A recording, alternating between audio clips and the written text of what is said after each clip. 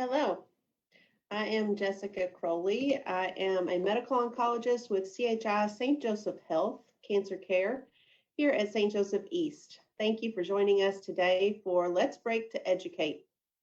The topic for today is cancer care in the COVID era.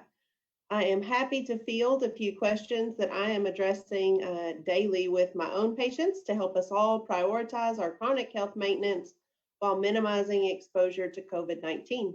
Let's dig in. Our first topic is cancer screening. Is it safe to undergo mammogram, pap smears, colonoscopy, prostate exams, or CT lung screening studies? And my answer would be yes.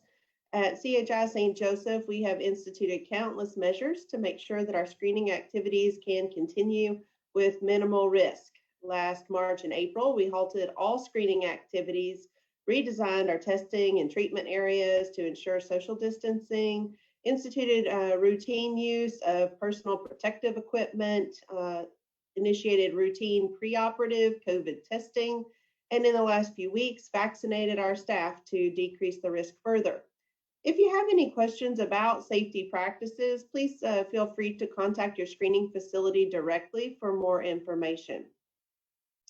One thing we do ask is that if you're experiencing symptoms of COVID, cough, fever, body aches, loss of taste or smell, or you have had a known exposure to COVID, please reschedule any of these routine studies to 14 days later. Our second question, if I have cancer, am I at a higher risk of getting COVID-19 or having severe complications? And for this, there is a graded response. Cancer survivors who are not receiving immune suppressing chemotherapy, for example, when your cancer is in remission, have only a slightly increased risk of contracting COVID or more severe disease course if infected. However, there are a number of risk factors that predict COVID severity in relation to cancer patients, and unfortunately, these risks are additive. They include having active cancer or being on active treatment, having metastatic cancer or cancer that has spread throughout the body, age over 70, some cancer sites such as lung cancer or blood cancers have higher risk, smokers have higher risk, and those with other pre-existing chronic health conditions.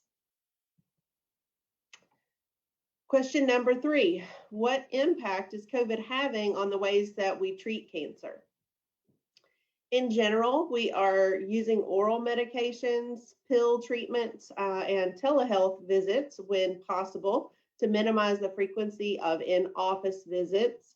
In some cases, the interval between treatments can be extended, and in others, the risks of ongoing treatment outweigh the benefit, and they may even be suspended for a time. However, each case is unique and warrants a discussion between the patient and your provider to determine the risk level. Finally, what other ways can I protect myself? Until vaccines become widely available, the most effective way to prevent COVID-19 is to avoid exposure to the virus that causes it. This includes limiting in-person interactions and following diligent hand hygiene. Although neither FDA-approved vaccine has been studied extensively in cancer patients, guidance from the CDC and the American Society of Clinical Oncology is for cancer patients to consider vaccination unless there is a true contraindication, such as a known allergy to a component of the vaccine. Adult cancer patients are included in phase 1C of vaccination efforts. I have personally recommended that all my patients register with kycovid19.kentucky.gov to be alerted when vaccination is available in their area. Thank you again for joining us today for Let's Break to Educate. If you have additional questions, please don't hesitate to call us at our office, 859-629-7110, or visit our website at www.chistjosephhealth.org. Resources for our discussion today came from the American Society of Clinical Oncology. Thank you.